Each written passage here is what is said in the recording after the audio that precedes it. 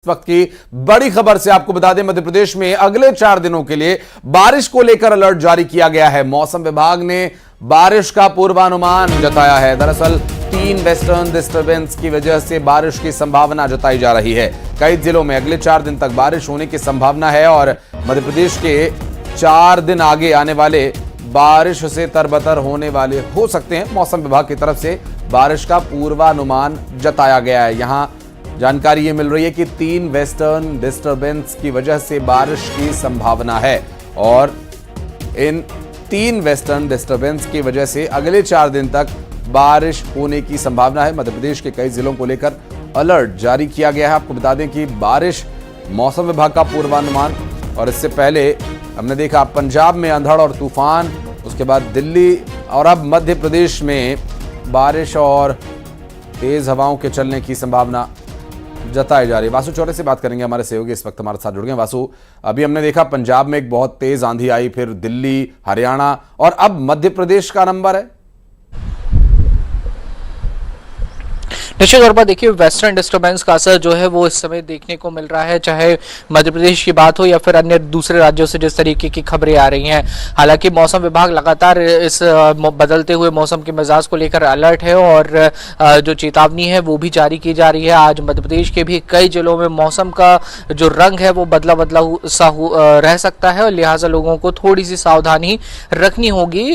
गर्मी के इससे बचने के इंतजाम तो करने ही होंगे, लेकिन थोड़ा सा सतर्क बारिश को लेकर भी, बिजली और आंधी तूफान को लेकर भी रहना होगा। मध्य प्रदेश में आने वाले 2 से 3 दिनों तक इसी तरीके का मौसम बने रहने के आसार है, लेकिन उसके बाद एक बार फिर से राइज ऑफ टेम्परेचर देखने को मिलेगा। ये मौसम वैज्ञानिकों का कहना है, मौसम विभाग का कहना है, क्योंकि पिछले अगर आप 2-3 दिनों की बात करें तो चाहे मध्य प्रदेश का मालवा निमाड़ अंचल हो या फिर महाकोशल हो, विंध्य का इलाका हो, यहाँ पर कई ऐसे जिले रहे हैं जहां पर बादल छाए रहे, हल्की बूंदाबांदी हुई, कई जगहों पर आंधी तूफान भी चला। लेकिन अगर आप ग्वालियर, चंबल और जो बुंदेलखंड का पूरा इलाका है, अगर इस इलाके की अगर आप बात करते हैं तो यहाँ के जो जिले हैं अधिकतर वो लू की चपेट में नजर आए हैं। तो कहीं बारिश, आंधी तूफान से थोड़ी सी राहत, लेकिन कहीं कहीं पर तेज जो लू है, जो गर्म हवाएं राजस्थान की ओर से आ रही हैं, वो भी मध्य प्रदेश को में एक भीषण गर्मी का जो कारण है वो बनती हुई दिखाई दे रही हैं। तो मई का ये महीना है और मई का महीना प्रचंड गर्मी के लिए जाना जाता है। नौतपा भी मई के महीने में आते हैं। तो जैसे जैसे ये महीना और आगे बढ़ेगा, अभी तो आप यूं मान लीजिए कि दूसरा सप्ताह मई का शुरू हुआ है, लेकिन जैसे जैसे और समय बीतेगा तो टेम्परेचर में जो बढ़ोतरी का दौर है वो देखने को मिलेगा। और ये जो वेस्टर्न डिस्टर्बेंस के चलते कई जगहों पर बारिश, बिजली, पानी का अलर्ट है। 3 से 4 दिनों बाद ये मौसम भी खुलने का जो अनुमान है वो जताया गया है। जी, अभी आपके आसपास का जो तस्वीर दिख रही है उससे देखकर ये अंदाजा लग रहा है कि उसका असर थोड़ा शुरू भी हो गया, क्योंकि अमूमन इस वक्त तक तेज धूप निकल आया करती है, लेकिन आज थोड़ी बदली होने की वजह से संभव है कि धूप थोड़ी कम पड़ रही है। निश्चित तौर पर देखिए, अगर आप राजधानी भोपाल की बात करते हैं तो लगातार यहाँ पर धूप और बादलों के बीच, यानी कि सूरज और बादलों के बीच लुका छिपी का दौर जारी है। तेज हवाएं भी यहाँ पर चल रही हैं, लेकिन ये देखा गया है कि भोपाल में जब दिन चढ़ता है तो तीव्र गर्मी जो है वो होती है, चुभने वाली जो धूप है वो रहती है। लेकिन जैसे जैसे शाम होती है, मौसम के पैटर्न में जो बदलाव है वो दिखने लगता है, बादल आसमान पर छाने लगते हैं और फिर रात तक बीते अगर 1 सप्ताह की बात करें तो बारिश जैसी स्थिति भी और तेज हवाएं, आंधी तूफान चलने जैसी स्थिति जो है वो बनती हुई नजर आई है। मध्य भारत के कई जिलों में इस तरीके का सूरत हाल है। और अगर आज महाकोशल के जिलों की हम बात करते हैं तो वहां पर तो बारिश का, बिजली, पानी का जो अलर्ट है, जो अनुमान है, वो भी मौसम विभाग की ओर से जताया गया है। लिहाजा लोगों को थोड़ी सी सावधानी और सतर्कता भी रखनी होगी, क्योंकि इस तरीके का जब मौसम होता है तो अक्सर आम लोगों के लिए थोड़ी सी परेशानी भी वो अपने साथ में लेकर आता है। लेकिन 2 से 3 दिन बाद ये मौसम जो है वो पूरी तरीके से साफ हो जाएगा और एक बार फिर से तेज गर्मी का जो दौर है वो देखने को मिलेगा, क्योंकि इस तरीके का जब सिस्टम बनता है तो इससे थोड़ा सा टेम्परेचर भी कम होता है और टेम्परेचर कम होने से जहां लोगों को एक और राहत जरूर कहीं ना कहीं मिलती है, लेकिन ये राहत जो है वो बहुत ज्यादा लंबे समय तक नहीं रहने वाली है। जी, स्वाभाविक है। और चूंकि हवा जो चल रही है इस वक्त, उससे अंदाजा लग रहा है कि हवा धीरे धीरे और तेज होगी। वासु, बहुत बहुत शुक्रिया आपका इस पूरे मामले पर जानकारी देने के लिए। आगे डिटेल्स लेंगे आपसे। और साथ ही आपको यह भी बताते हैं कि मध्य प्रदेश के वो कौन से शहर हैं जहां पर अगले 4 दिन तक बारिश को लेकर अलर्ट जारी किया गया है। उन शहरों की क्या स्थिति होगी बता दें आपको। धार, रीवा सतना में बारिश की संभावना है और इस बारिश से भोपाल भी अछूता नहीं है। मौसम विभाग की तरफ से जारी किए गए पूर्वानुमान में बताया गया है कि राजगढ़, नर्मदापुरम, बैतूल में अगले 4 दिन तक बारिश होने की संभावना है, जिसका कारण 3 वेस्टर्न डिस्टर्बेंस बताए जा रहे हैं। छिंदवाड़ा, पांढुर्णा, सिवनी में भी बारिश हो सकती है। मंडला, बालाघाट में भी बारिश की संभावना जताई जा रही है। और अगली बड़ी खबर बलौदाबाजार से, जहां पर 50 लाख रुपए के एक्सटॉर्शन मामले में पुलिस ने बड़ा एक्शन लिया और ब्लैकमेल करने वाले आरोपियों की संपत्ति को कुर्क किए जाने की जानकारी मिल रही है। फरार आरोपियों की संपत्ति कुर्क होगी। 6 आरोपियों की गिरफ्तारी हो चुकी है और 4 फरार आरोपियों की तलाश में पुलिस जुटी हुई है। दरअसल ब्लैकमेल कर आरोपियों ने पीड़ितों से वसूले थे 50 लाख रुपए। और ऐसे में बात करेंगे, हमारे सहयोगी योगेश यादव इस वक्त जुड़ गए हैं। योगेश, क्या डिटेल्स मिल पा रहे हैं? ये जो उगाही का धंधा चलाया हुआ था इन लोगों ने, क्या कुछ कार्रवाई चल रही है और क्या कुछ अभी डिटेल्स इसके बारे में? जी बिल्कुल, आपको बता दें कि सेक्स रैकेट का पूरा संगठित गिरोह है। जो पहले गिरोह में जो शामिल युवती है उनके वो जो धनी लोगों को फंसाते थे, इसी का जो पूरा मामला है। इसमें 4 आरोपी जो मुख्य रूप से फरार है, 40 दिन हो चुके हैं इस पूरे मामले को, और जिसमें और अन्य आरोपियों की गिरफ्तारी हो चुकी है। और जो 4 आरोपी अन्य फरार हैं उन पर पुलिस ने बड़ा एक्शन लिया है और उनकी संपत्ति को कुर्क करने को लेकर आदेश जारी किया है। साथ ही कल पुलिस ने घर पर हविस भी दी थी कि कहीं आरोपी घर तो नहीं है या आसपास के कहीं इलाके में नहीं है, जिसको लेकर पुलिस ने ये आदेश किया है कि इनकी संपत्ति जो है कुर्क की जाएगी। वहीं इस मामले में आपको बता दें कि मुख्य जो फरार है पुलिस जो दावा कर रही है कि जो मुख्य आरोपी है वो अभी भी, जो शिरीष मिश्रा है, वो अभी भी फरार है और उनकी गिरफ्तारी पुलिस करेगी।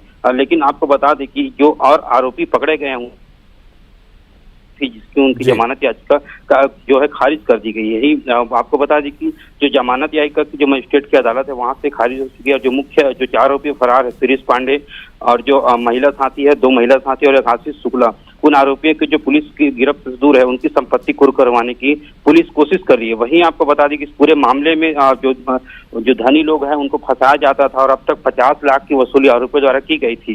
40 दिन पहले इस पर FIR हुई थी। FIR के बाद 2 महिला और एक साथी को समेत 6 लोगों की गिरफ्तारी हो चुकी है और 4 जो अन्य आरोपी फरार हैं उनकी पुलिस पतासाजी कर रही है, जिसके बाद उनकी संपत्ति कुर्क करने का आदेश किया है। बहुत शुक्रिया योगेश आपका इस पूरे मामले पर जानकारी देने के लिए। और सूरजपुर में ग्रामीणों की पिटाई का एक मामला गरमाया हुआ है। शादी समारोह से लौट रहे ग्रामीणों के साथ मारपीट की गई। गाड़ी को रोककर 15 से 20 बदमाशों ने पिटाई की और 4 ग्रामीणों को यहां गंभीर चोट आई है। दरअसल देवीपुरा जंगल की यह पूरी घटना बताई जा रही है, जहां ग्रामीणों की पिटाई का यह मामला है। शादी समारोह से लौट रहे थे सभी।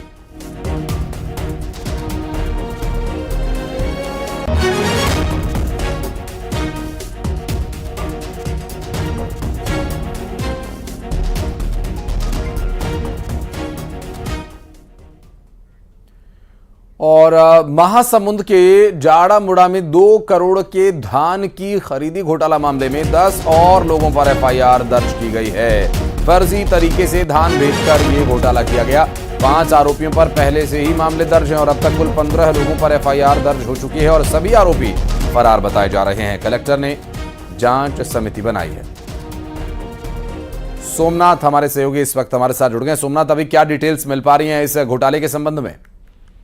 जी आशीष, बता दूं कि ये छत्तीसगढ़ में धान खरीदी का सबसे बड़ा घोटाला है। इसमें लगभग 2 करोड़ रुपए की जो है धान खरीदी में घोटाले को अंजाम दिया गया है। जो जाड़ामुड़ा धान खरीदी केंद्र है, इसमें कलेक्टर के निर्देश पर 5 सदस्यीय जो जांच समिति है वो बनाई गई है और लगातार इसमें जांच की जा रही है। इसमें जो है ऑपरेटर हैं, इसके अलावा समिति प्रबंधक हैं और 2 ऑपरेटरों को पहले ही कार्यमुक्त कर चुका गया है। और ये 5 जो मुख्य आरोपी हैं वो पहले से ही फरार थे, लेकिन इसमें अब नया मामला ये आया है कि जो जांच समिति है उन्होंने प्रतिवेदन जो जमा किया है उसमें कल 10 लोगों के ऊपर और FIR दर्ज हुआ है। वहीं कुछ और इसमें नाम जो है वो शामिल हो सकते हैं। साथ ही इसमें कुछ शासकीय अधिकारी भी जो है ये जांच के घेरे में हैं और जल्द ही उनके ऊपर भी FIR दर्ज किया जा सकता है। जी आशीष, बहुत शुक्रिया आपका इस जानकारी के लिए सोमनाथ। और अगली खबर सतना से, जहां जंगल में लगी आग पर काबू पा लिया गया है। दरअसल चित्रकूट मार्ग के किनारे जंगल में ये आग लगी थी। और 1 किलोमीटर के दायरे में यह आग फैली थी। वन विभाग और फायर ब्रिगेड ने काबू पाया आग पर। और ये जब आग लगी थी उस वक्त जो प्रयास आग बुझाने के किए जा रहे थे उस वक्त की तस्वीरें आपको दिखा रहे हैं, एक्सक्लूसिव तस्वीरें, जो लगभग 1 किलोमीटर के दायरे में फैली आग को अब बुझा लिया गया है।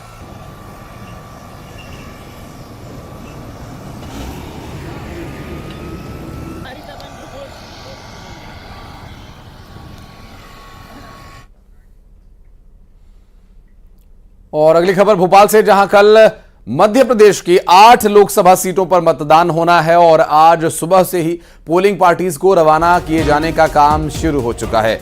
इसमें उनके साथ उनकी चुनावी सामग्री और अन्य जरूरी सामान उन्हें देकर रवाना किया जा रहा है। चौथे चरण में 18,000 मतदान केंद्रों के लिए 1,63,70,654 मतदाताओं को मतदान करना है। 74 उम्मीदवारों की किस्मत का फैसला होना है, जिसमें 69 पुरुष और 5 महिला उम्मीदवार भी हैं। और चुनावी सामग्री के साथ जिसमें ईवीएम मशीन, वीवीपैट मशीन, स्याही, रजिस्टर और जो वोटर लिस्ट है उसके साथ उन्हें भेजा जा रहा है। और इसके अलावा गर्मी है तो गर्मी के लिए आवश्यक जो सामान है, जिसमें डिहाइड्रेशन से बचने के लिए, गर्मी और लू से बचने के लिए आवश्यक कुछ दवाइयाँ, कुछ पेय पदार्थ उन्हें दिए जा रहे हैं और इसके लिए इंतजाम पोलिंग बूथ्स पर किए जाएंगे।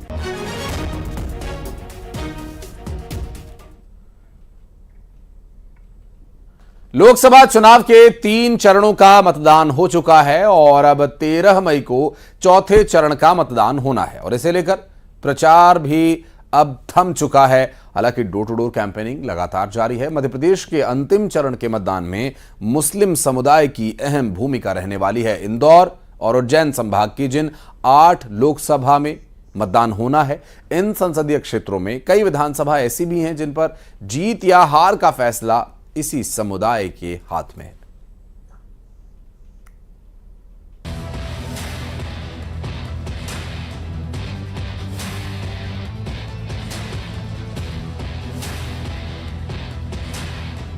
लोकसभा चुनाव के लिए 3 चरणों का मतदान हो चुका है। अब 13 मई को चौथे चरण का मतदान होना है। देवास, उज्जैन, मंदसौर, रतलाम, धार, इंदौर, खरगोन और खंडवा समेत 8 लोकसभा सीटों पर वोटिंग होगी। वोटिंग में मुस्लिम समुदाय की अहम भूमिका रहने वाली है, क्योंकि कई लोकसभा सीटें ऐसी हैं जहां मुस्लिम वोटर निर्णायक स्थिति में है। प्रदेश में करीब 50 लाख से ज्यादा मुस्लिम मतदाता हैं। करीब 70 से 72% मुस्लिम वोटर इंदौर और उज्जैन संभाग में हैं। ऐसे में 8 लोकसभा सीटों पर मुस्लिम समुदाय भूमिका निभाएगा। बात अगर प्रत्याशियों की करें तो देवास में 8, उज्जैन में 9, मंदसौर में 8, रतलाम में 12, धार में 7, इंदौर में 14, खरगोन में 5 और खंडवा में 11 प्रत्याशी मैदान में हैं। यानी 8 सीटों पर कुल 74 प्रत्याशी चुनावी रण में हैं। राजनीति के जानकारों की माने तो अंतिम चरण में समीकरण बदलते हुए नजर आ रहे हैं। इस बार पानी, सड़क, बिजली, स्वास्थ्य जैसे मुद्दे तो हैं ही, साथ ही कुछ ऐसे मुद्दे हैं जो एक बड़े समुदाय से जुड़े हैं।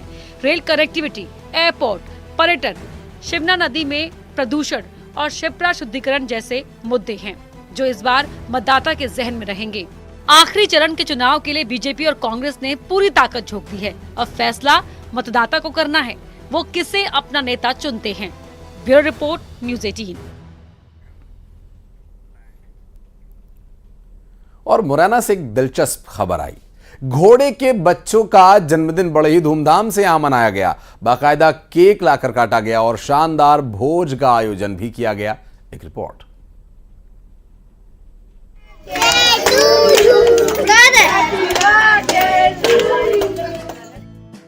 अगर आपसे सवाल किया जाए कि इंसानों के सबसे पुराने और वफादार साथी कौन हैं, तो आपका जवाब क्या होगा? आप बहुत से नाम ले सकते हैं, लेकिन कहा तो यही जाता है कि इंसान का सबसे वफादार साथी घोड़ा और कुत्ता रहे हैं, जो सदियों से पूरी ईमानदारी से इंसान का साथ देते आए हैं। जाहिर है, ऐसे में अगर मौका और दस्तूर बने तो इंसानों को भी वफादारों का शुक्रिया तो जताना ही चाहिए। श्योपुर से शुक्रिया जताने का ऐसा ही अलग और अनोखा मामला सामने आया, जब सुनील प्रजापति नाम के एक शख्स ने घोड़े के बच्चों का जन्मदिन मनाया और न केवल जन्मदिन धूमधाम से मनाया, बल्कि केक भी कटवाया। जी हाँ, अनोखा मामला मुरैना के बानमोर कस्बे में खदान रोड पर रहने वाले सुनील प्रजापति के यहाँ पर हुआ, जिन्होंने घोड़े के बच्चों का जन्मदिन मनाया और दशटौन भी मनाया। बड़ी बात यह कि इस मौके पर सुनील प्रजापति के ससुराल पक्ष के लोग पहुंचे, साथ में कपड़े, मिठाई और दूसरा सामान लेकर। वहीं एक शानदार भोज इस मौके पर रखा गया, जिसमें बड़ी संख्या में लोगों ने छक कर पकवानों का मजा लिया। जानिए कि आखिर सुनील ने इतना बड़ा कार्यक्रम किया क्यों। इस मामले में उनका कहना है कि उन्होंने काशी बाबा से मन्नत मांगी थी कि अगर उनकी घोड़ी को खच्चर हुए तो वे दशटौन धूमधाम से करेंगे, और 1 महीने पहले ही उनकी मुराद पूरी हो गई। 2 घोड़ियों ने एक नर और एक मादा खच्चर को जन्म दिया, जिनका नाम भोला और चांदनी रखा गया। सबसे खास बात यह कि सुनील प्रजापति ने अभी तक अपने खुद के 3 बच्चों और एक गोद ली हुई बिटिया के लिए भी कार्यक्रम आज तक नहीं किया, लेकिन घोड़े के बच्चों के जन्म पर उन्होंने शानदार कार्यक्रम किया, जिसका कारण वे मन्नत बताते हैं। खैर, कुल मिलाकर घोड़े के बच्चों का जन्मदिन मनाने का यह अनोखा मामला अब हर तरफ चर्चा का सबब बना है। कुछ लोग इस मामले पर हैरानी जता रहे हैं, तो कुछ लोग इसे अच्छी पहल बता रहे हैं। ग्वालियर से न्यूज़ 18 के लिए सुशील कौशिक की रिपोर्ट। वो व्यापारी रोजाना की तरह मॉर्निंग वॉक पर गए, चैनल गेट पर ताला लगाकर मॉर्निंग वॉक से घर लौटे, चैनल गेट खोला। हैरानी देखिए, घर में पहले से ही कातिल छिपकर बैठा हुआ था, जिसने व्यापारी पर चाकू से हमला करके उसकी जान ले ली। हत्यारे ने आखिर घर में एंट्री कैसे ली, ये राज खुला इस रिपोर्ट में।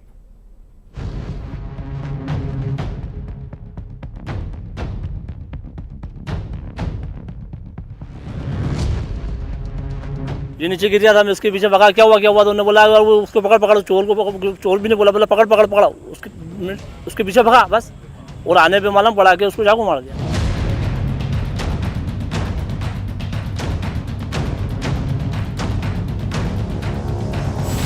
घर में छुपा सिरफिरा कातिल, सीसीटीवी में कैद हत्यारा लाइव। मॉर्निंग वॉक से लौटे, घर में मौत से सामना।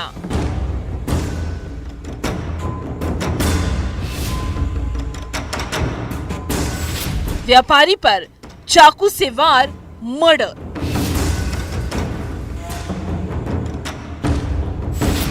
हत्यारे ने कैसे की घर में एंट्री,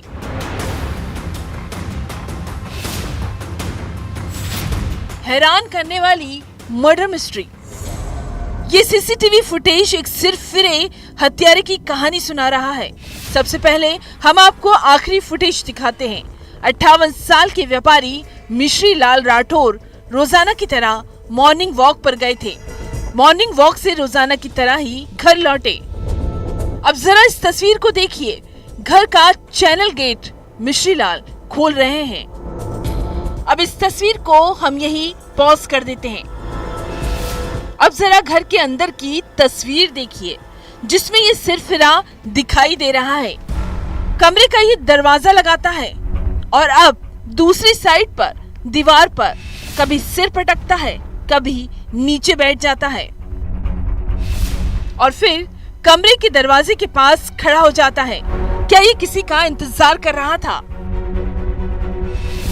उज्जैन के जीवाजीगंज थाना इलाके में जो हुआ वो हैरत में डाल देता है। हत्या का कारण अभी स्पष्ट नहीं हुआ है, लेकिन यह स्पष्ट है कि लूट का उद्देश्य नहीं है, मृतक को मारना ही उसका हत्यारे का उद्देश्य था।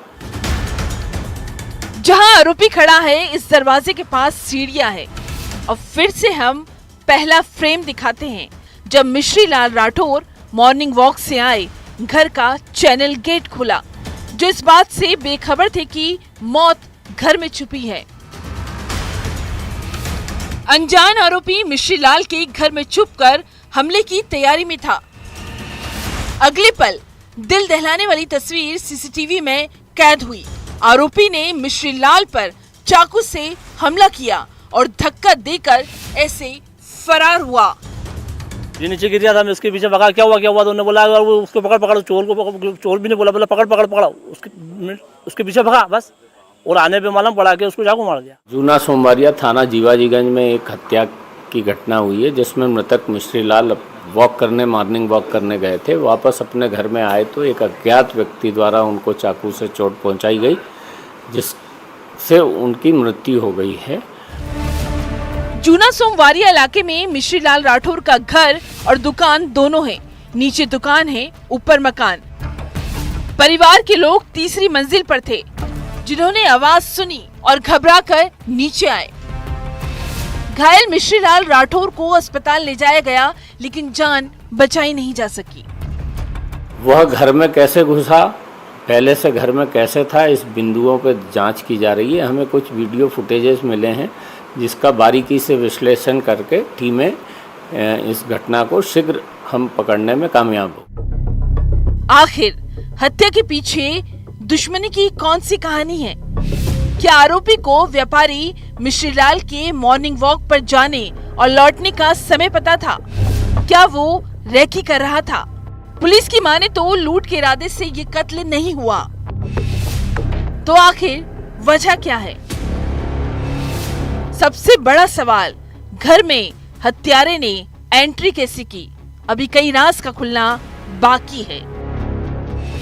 उज्जैन में अजय पटवा के साथ bureau report, news 18 Madhya Pradesh Chhattisgarh. और अब खबरें 2020।